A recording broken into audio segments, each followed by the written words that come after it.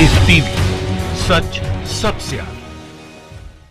दोस्तों, स्वागत है आपका द लाइव टीवी में। मैं अब्बास हफीज हूं। विनोद दुआ साहब के ऊपर एफआईआर दर्ज की है दिल्ली पुलिस ने। वो विनोद दुआ जो ईमानदार पत्रकारिता का चर्चित चेहरा है, उनके ऊपर एफआईआर दर्ज कराने वाला भाजपा का प्रदेश का दिल्ली प्रदेश का प्रवक्ता है। नाम है नवीन कुमार। अब तक आपको जान के हैरत होगी कि क्या केस है, किस शिकायत के ऊपर एफआईआर दिल्ली पुलिस ने दर्ज की है। और ये नवीन कुमार सिर्फ प्रवक्ता नहीं बल्कि एक तार है जो जोड़ता है मोदी सरकार को और गोदी मीडिया को। इसके तार कहां कहां तक जुड़े हुए हैं, इसका क्या संबंध गोदी मीडिया से है, वो मैं आपको बताऊंगा। लेकिन उससे पहले आपको यह जानना बेहद जरूरी है दोस्तों कि एफआईआर की बुनियाद क्या है, शिकायत क्या है। आपके होश उड़ जाएंगे कि दिल्ली पुलिस इसके ऊपर एफआईआर भी कर सकती है। जहां तक वायर ने अपने लेख के अंदर छापा है, उन्होंने छापा है कि दो शिकायतें अहम तौर के ऊपर ली गई हैं। उन दो शिकायतों के अंदर पहली शिकायत है कि जो सिंधिया के ऊपर रिपोर्टिंग की थी विनोद दुआ ने। नवीन कुमार की शिकायत यह है कि 11 मार्च को विनोद दुआ ने अपने शो के अंदर द विनोद दुआ शो में यह कहा था कि सिंधिया भाजपा की गोद में जाके कूद गए हैं और इसके ऊपर एफआईआर रजिस्टर होना चाहिए। यह बहुत ही अनपार्लियामेंट्री भाषा है। दूसरी बात यह कही गई थी, दूसरी शिकायत थी विनोद दुआ के खिलाफ नवीन कुमार की कि जिस तरह से दिल्ली दंगे हुए हैं उसको एक पक्षी दिखाया है विनोद दुआ ने और उसके अंदर गलत तरीके से कपिल मिश्रा को नाम लिया है, कपिल मिश्रा को कोट किया है। जबकि हम सब जानते हैं कपिल मिश्रा ने क्या बदतमीजी भरे भाषण दिए थे जिससे दंगे भड़के। लेकिन ये उनको लगता है नवीन कुमार को कि ये झूठी खबरें हैं, दिल्ली दंगों की रिपोर्टिंग और सिंधिया का बीजेपी ज्वाइन करना। इसलिए दिल्ली पुलिस ने इस शिकायतकर्ता की शिकायत पर एफआईआर दर्ज कर ली। जान के हैरत हुई होगी आपको, लेकिन असली वजह यह है कि असल में भारतीय जनता पार्टी मोदी सरकार विनोद दुआ से परेशान होगी, क्योंकि विनोद दुआ आईना दिखाते रहते हैं, विनोद दुआ इनको एक्सपोज करते रहते हैं और सच्ची पत्रकारिता का शायद कोई आज जगह नहीं बची है मोदी सरकार के अंदर। इसकी वजह से ये सारे के सारे एफआईआर हो रही हैं। फहरिस्त यहीं पर शुरू नहीं होकर खत्म नहीं हो गई है, बल्कि फहरिस्त बहुत लंबी है। जो लोग स्वतंत्र पत्रकारिता करते हैं उनको कैसे परेशान किया गया है मोदी सरकार में, वो मैं आपको बताऊंगा। और उसके साथ ये जानना आपका बेहद जरूरी है कि ये नवीन कुमार जो है ये सिर्फ भाजपा का प्रवक्ता नहीं है दिल्ली का, बल्कि ये पहले जी न्यूज के अंदर काम करता था और ये जी न्यूज में काम करके गोदी मीडिया का नामचीन चेहरा रहा होगा। इसीलिए भारतीय जनता पार्टी ने इनको इस पद से, इस सम्मान से नवाजा कि अपना प्रवक्ता ही बना लिया। आगे आने वाले समय के अंदर शायद बहुत से नामचीन एंकर जो हैं वो राष्ट्रीय भाजपा के प्रवक्ता बन सकते हैं, जैसे कि ये नवीन कुमार जी न्यूज में काम करते करते दिल्ली बीजेपी के प्रवक्ता बन गए और इन्होंने ही शिकायत की है। तो ये कहना चाहिए कि जी न्यूज के एक्स एम्प्लॉय ने विनोद दुआ के खिलाफ एफआईआर दर्ज कराई है। ये गलत नहीं होगा। इसके बाद मैं आपको सुनाना चाहता हूं फहरिस्त, वो फहरिस्त जो शिकार बने मोदी सरकार के खिलाफ बोलने पर सरकार के हथौड़े के। उनका कसूर सिर्फ इतना था कि ये गोदी मीडिया की तरह रिपोर्टिंग नहीं करते, बल्कि ये मोदी सरकार को कटघरे में बार बार खड़ा करते हैं। इससे पहले कांग्रेस की सरकार को करते थे, पर कांग्रेस की सरकार में यह सब नहीं होता था। आजाद पत्रकारिता को बढ़ावा हमेशा दिया गया है, चाहे वो अटल बिहारी वाजपेयी हो चाहे मनमोहन सिंह हो। पर मोदी जी अपनी शायद मुखालिफत नहीं सुन सकते, इसीलिए फहरिस्त शुरू होती है अभिसार शर्मा से। आप सबको याद होगा कैसे अभिसार शर्मा जैसे वरिष्ठ पत्रकार को एबीपी न्यूज छोड़ना पड़ा या उनको बाहर का रास्ता देखना पड़ा, क्योंकि वो सवाल कर रहे थे सरकार से। जो असली पत्रकारिता होती है वो करना शायद गुनाह है और एबीपी से बाहर जाने के बाद आज अभिसार शर्मा को अपना खुद के ही यूट्यूब पे अपना काम करना पड़ता है। इससे बड़ी मिसाल क्या होगी। लेकिन जहां जहां आप सोचो कि यहां रुक जाएगा मामला, वो आगे बढ़ जाता है। अभिसार शर्मा के बाद आपने खुद देखा कि कैसे पुण्य प्रसून वाजपेयी का नंबर आया। पुण्य प्रसून वाजपेयी को अपनी नौकरी से हाथ धोना पड़ा, क्योंकि उन्होंने आज तक में रहते हुए सवाल कर लिया था बाबा रामदेव से, जिस पे बाबा रामदेव भड़क उठे थे। बाबा रामदेव ने कह दिया था, लोगों का कहना है कि देख लूंगा।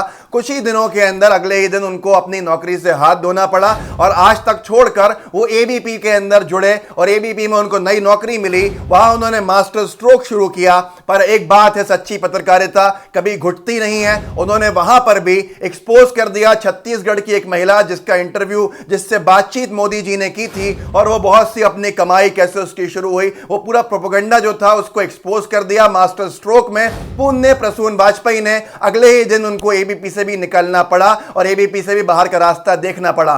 खता क्या थी? मोदी सरकार को एक्सपोज करना, मोदी सरकार से सवाल करना और अपनी पत्रकारिता का धर्म निभाना। उसके बाद वो सूर्य समाचार में पहुंचे और सूर्य समाचार में वही पत्रकारिता हमेशा की तरह पुण्य प्रसून वाजपेयी ने, दोस्तों आगे तक सुनना और पत्रकारों का बताऊंगा कि कैसे कैसे हथौड़ा चलता है। पुण्य प्रसून वाजपेयी ने सूर्य समाचार में आने के बाद मध्य प्रदेश की गायों के ऊपर एक स्टोरी करी। जो गौ सेवक पूरी के पूरे जो बनते हैं भाजपाई, उसने उनको एक्सपोज कर दिया।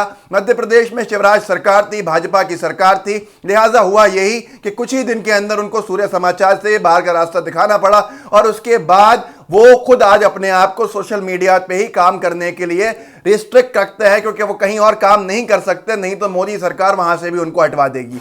फहरिस्त यहीं खत्म नहीं होती, इसके बाद नाम जुड़ते गए और जैसे जैसे समय बढ़ता जा रहा है और स्वतंत्र पत्रकारिता को इस तरह से खत्म किया जा रहा है, सजाएं देकर, ताकि मिसाल रहे। अगर काम करना है तो मोदी सरकार के हिसाब से कीजिए। विनोद दुआ के इस पूरे एफआईआर के मामले ने उन सारी चीजों को याद दिला दी है जो पहले हुई हैं और लगातार हो रही हैं। विनोद कापड़ी एक बहुत बड़ा नाम है। ये कहते हैं कि नफ्स जानता है दर्शकों की भारत के कि खबर कौन सी दर्शकों तक पहुंचाना है, कैसे पहुंचाना है। विनोद कापड़ी को टीवी 9 भारतवर्ष से बाहर का रास्ता देखना पड़ा, क्योंकि वही बात फिर से सरकार से सवाल, मोदी सरकार सवालों को कबूल नहीं करती और विनोद कापड़ी जैसा चर्चित चेहरा वो भी अपनी नौकरी से बाहर हो गया। उसके बाद नंबर आया अजीत अंजुम का।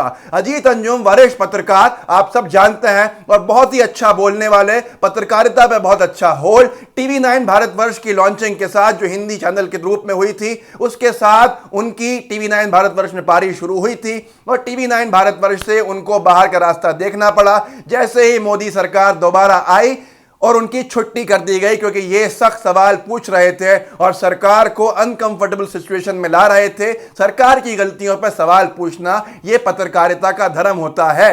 आज वही अजीत अंजुम भी यूट्यूब तक महदूद रह गए हैं, क्योंकि उनको नौकरी करना ऐसे लोगों का, दोस्तों, मुश्किल हो जाता है। इसके बाद आप सबको मालूम है कि कैसे धीरे धीरे नंबर बढ़ते जा रहे हैं लोगों के, और लोग अपनी जो पत्रकारिता सच्ची करते हैं, ईमानदार करते हैं, वो बाहर आ रहे हैं। अगला नंबर लोगों का कहना है न्यूज़ 24 के संदीप चौधरी का है। संदीप चौधरी, आप सबने देखा है किस तरह से शाहनवाज हुसैन और भाजपाई प्रवक्ताओं से तीखे सवाल करते हैं, वो मरकज का मामले का हो या दूसरे मजदूरों के मामले का हो, और वो सरकार से सवाल पूछते हैं जो पत्रकारिता का होता है। ये नहीं पूछते कि आप आम कैसा खाते हैं, काट के खाते हैं या चूस के खाते हैं, ऐसे सवाल नहीं है उनके। इसलिए बहुत जल्दी हो सकता है कि उनको भी बाहर का रास्ता देखना पड़े, क्योंकि ईमानदार पत्रकारिता को दबाया जा रहा है। ये आपके सामने है। मैंने आपको ये 5वां पत्रकार गिनाया है विनोद दुआ साहब के बाद। अगर आपको आज भी कोई शक है तो वो दूर कर देना चाहिए। छठा भी सुन लीजिए, साक्षी जोशी।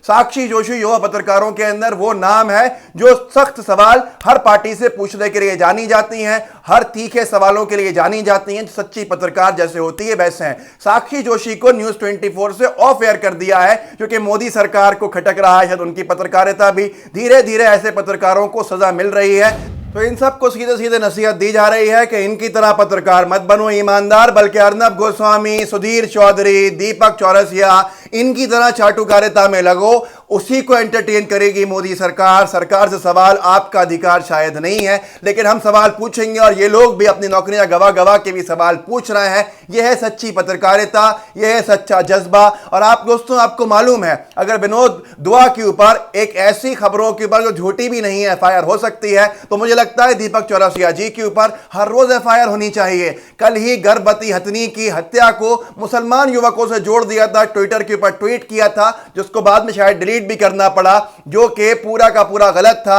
उसके बाद कोई एफआईआर हुई नहीं हुई। ऐसे ही सुधीर चौधरी कितने कुछ कह चुके हैं। जिहाद के मामले के अंदर कभी दिल्ली पुलिस ने संज्ञान लिया, किस तरह से झूठा प्रोपेगेंडा किया था। उसके साथ साथ अर्नब गोस्वामी का हमने पालघर का मामला देखा ही।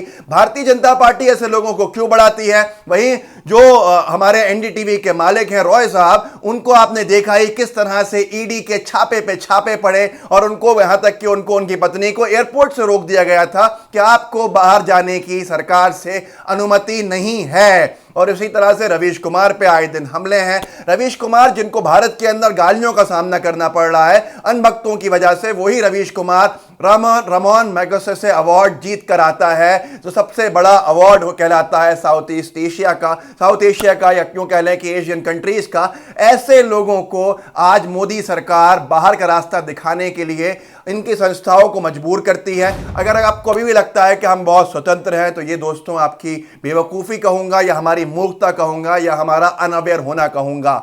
भारत की जो रैंकिंग है स्वतंत्र प्रेस के अंदर 142वें नंबर पे लुढ़क चुकी है और इसका जिम्मेदार सीधा मोदी सरकार है, क्योंकि उन्हीं की सरकार में प्रेस को इस तरह से कार्यवाहियों से दबाया जा रहा है। खैर, हमारा मेन मुद्दा जो था वो है विनोद दुआ पे एफआईआर। विनोद दुआ ने जिसकी जानकारी खुद दी थी दोस्तों, और मैंने आपको बताया किन मामलों के ऊपर दवायर के हिसाब से अगर हम माने तो किन केसेस में एफआईआर हुई है, जो केस पूरे सच्चे हैं, ईमानदारी से भरे हुए हैं। विनोद दुआ तो वो पत्रकार हैं जब इनके ऊपर मी टू का आरोप लगा था तो इन्होंने अपनी नौकरी भी छोड़ दी थी और उसके बाद स्वतंत्रता के साथ इन्होंने उसकी पूरी कार्रवाई होने दी। तो मुझे लगता है ऐसे लोगों को अगर खत्म किया जा रहा है प्रेस से, मीडिया से, तो क्या एजेंडा है हम समझ सकते हैं। सरकार अपने आप से कोई सवाल नहीं कराना चाहती है क्योंकि ये मोदी सरकार हर मोर्चे पे फेल हो गई है। एक विनोद दुआ पे एफआईआर की है, आप में से हर कोई विनोद दुआ बन सकता है और मुझे लगता है कि आगे इस तरह की कार्यवाहियां सिर्फ और सिर्फ नुकसान पहुंचाती हैं, क्योंकि ये स्वतंत्र प्रेस को खत्म करती हैं, प्रेस की स्वतंत्रता को खत्म करती हैं। हमारा मकसद है आप तक सही खबरें पहुंचाना, इसको आगे बढ़ाइए, हमारे चैनल को सब्सक्राइब कीजिए ताकि रीच और बढ़े, इस वीडियो को शेयर कीजिए। जय हिंद, जय भारत। लाइव टीवी, सच सबसे आगे।